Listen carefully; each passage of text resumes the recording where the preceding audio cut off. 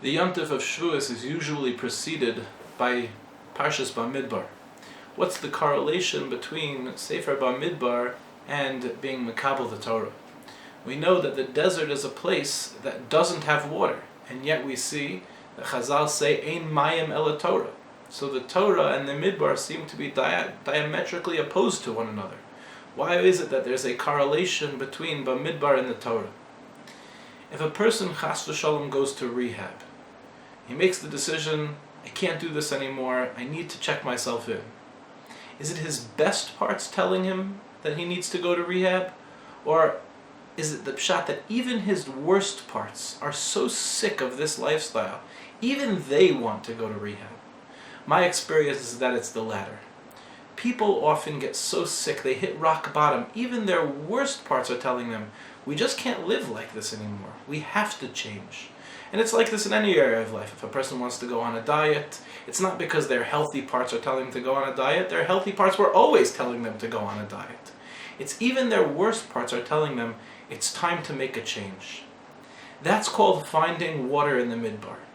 That was the bechina of Miriam, having faith, looking deeper, saying this can't be all there is.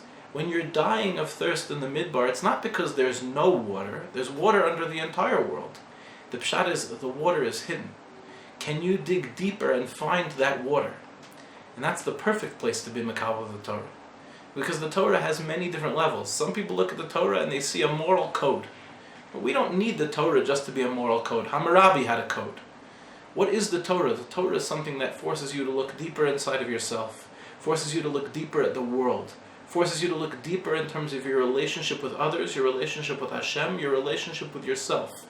The Torah is all about digging deeper for water, taking it to the deeper level. And when we find water, we quench our thirst. When we're hungry, it's because we want to eat. When we're thirsty, it's because something is missing. On some level in life, we're all missing something. We have this infinite hole and we're trying to fill it up with finite stuff. But it just doesn't work, it's too big a hole. The infinite hole requires infinite stuff in order to be filled. And so the Torah is our infinite stuff. It quenches our thirsts. Tzamalacha nafshi. We're so thirsty for the Torah. Mitzvah Hashem, this Kabbalah Satira on this Shavuos is going to be the Kabbalah Satira that finally quenches our thirst. That finally allows us to dig deeper into the midbar, to find that water inside of ourselves, to recognize this is not all there is. We have so much more.